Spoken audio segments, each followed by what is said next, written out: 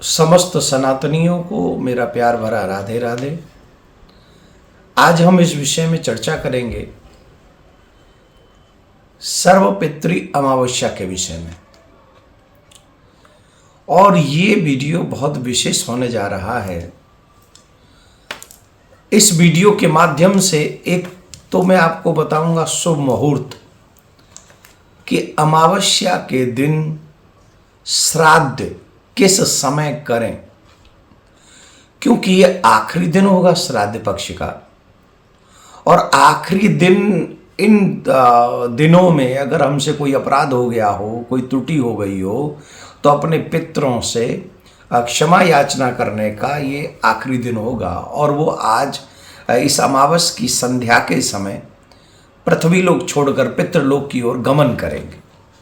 तो पितृलोक की तरफ गमन करेंगे तो हमें क्या इस दिन करना चाहिए जिसके कारण वो हम पर प्रसन्न होकर और हमें आशीर्वाद देकर जाएंगे। तो सभी के पितृ आज के दिन इस पृथ्वी से पितृलोक की तरफ, लेकिन कुछ को आशीर्वाद मिलेगा और कुछ को श्राप मिलेगा। हम लोग श्राप वालों में नहीं होने चाहिए, इसलिए सनातनियों को ये वीडियो बड़े ध्यान से सुनना चाहिए। सनातन धर्म में श्राद्ध पक्ष का एक विशेष महात्मा है और उसमें भी सर्वपितृ अमावस्या जो कि 14 अक्टूबर को पड़ रही है। कई जगह पर सूर्य ग्रहण भी होगा, पर भारत में उसका दर्शन नहीं है, इसलिए क्योंकि रात्रि काल में 2 बज के कुछ रात्रि में वो सूर्य ग्रहण होगा। तो भारत में जब उसका दर्शन नहीं है तो उसके सूतक नहीं लगेंगे और उसका कोई प्रभाव हमारे भारत में नहीं होगा। तो पूजा पद्धति, क्योंकि काफ़ी सोशल मीडिया में और इधर उधर ये बातें हो रही हैं कि सूर्य ग्रहण होगा, तो सूर्य ग्रहण होगा तो सूतक भी लगेंगे, सूतक लगेंगे तो पूजा नहीं होगी, आदि आदि बातें हो जाएंगी। तो आप सब ये बात समझ लीजिए कि सूर्य ग्रहण भारत में नहीं है, तो इसलिए सूतक नहीं है और इसलिए हम सारा पूजा विधान विधि विधान से कर सकेंगे। तो 14 अक्टूबर को अश्विनी मास की अमावस्या पड़ रही है, जिसे हम सर्वपितृ अमावस्या कहते हैं। यह तिथि शनिवार के दिन पड़ने के कारण इस तिथि को इस शनिचरी अमावस्या भी हम लोग कह सकते हैं। तो इसमें हमारे पितरों का ये आखिरी दिन होगा। तो हमको क्या करना चाहिए? हमको सबसे पहला ये काम करना चाहिए कि अश्विन मास के कृष्ण पक्ष की अमावस्या, जो सर्वपितृ अमावस्या भी कही जाती है, इस अमावस्या को बहुत बड़ा महत्व है। वैसे ही हर अमावस्या को आप लोग हर अपने पितरों को याद कर सकते हैं, पर यह विशेष अमावस्या है क्योंकि पितरों के दिवस की आखिरी अमावस्या है। तो आपको क्या करना चाहिए? सबसे पहले आपको सूर्योदय से पहले उठ जाना चाहिए, स्नान करना चाहिए।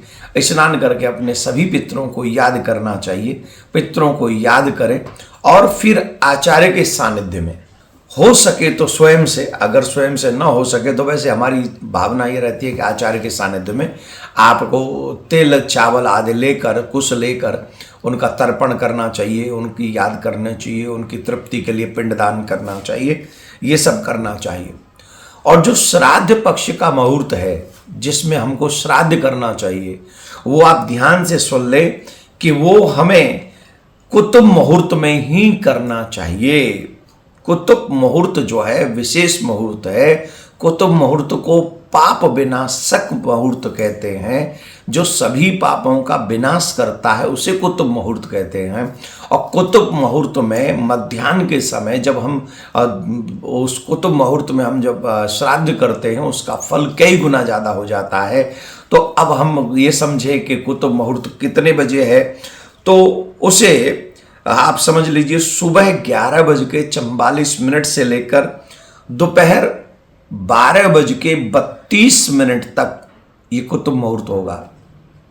और आपको इसी समय लगभग 48 मिनट के भीतर आपको श्राद्ध पक्ष का समय अगर आप कंप्लीट करते हैं तो ये आपके लिए, आपके पितरों को प्रसन्न करने का श्रेष्ठ समय होगा और उत्तम समय होगा।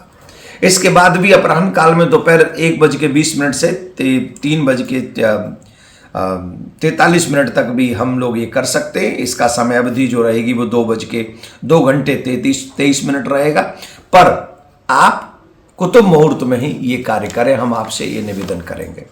एक और विशेष बात आप लोग सावधानी से सुन लें कि हम और आप पितरों को प्रसन्न करने का एक तो क्षमा याचना अवश्य मांग ले जिन जिन पितरों को, क्योंकि जिनके नाम याद हैं उनके तो हमने उस तिथि पे कर दिए थे, पर कई ऐसे हैं जिनकी तिथि हमें मालूम ही नहीं, जिनके देवी देवता पितरों के हमें नाम ही नहीं मालूम है, तो उन सब के लिए श्राद्ध इस दिन किया जा सकता है, पहली बात। दूसरी बात, शाम को जब सूर्यास्त होने लगे लगभग 6:30-7 बजे के बाद, हो सके तो किसी जलाशय पे जाके, नदी के तट पे जाके हमको शाम को 6:30-7 बजे दीप दान करना चाहिए। और दीप दान भी कैसे करना चाहिए? दीप का जो ज्योति का मुख है वो दक्षिण दिशा की तरफ होना चाहिए। क्यों? उस दिन हमारे पितृ हमें छोड़कर, पृथ्वी लोक छोड़कर पितृलोक जा रहे हैं, तो वो दक्षिण दिशा से आए थे और दक्षिण दिशा में ही जा रहे हैं। तो इस दीप के प्रकाश का एक महात्मा है कि उधर जिधर हमारे पितृ जा रहे हैं उधर प्रकाश हो, उनके मार्ग में अंधकार न हो। इस भावना से हम जब दीप दान करते हैं तो जाते जाते पितरों की आत्माएं प्रसन्न होती हैं और इतना आशीर्वाद देकर जाती हैं कि हमारे बच्चों ने हमारे मार्ग में प्रकाश किया है। तो इससे हमारे बच्चों के जीवन में भी प्रकाश रहे। ये दीपदान का महत्व। नदी के तट पे किया जाए तो विशेष महात्म है, नदी का तट ना हो तो देवालय में किया जाए तो विशेष महात्मा है, और अगर वो भी संभव ना हो तो अपने घर के मुड़ेल पर दक्षिण दिशा में हमको ये दीपक दान करना चाहिए। सरसों के तेल का दीपक हम जला सकते हैं और तिल के तेल का भी दीपक हम लोग जला सकते हैं।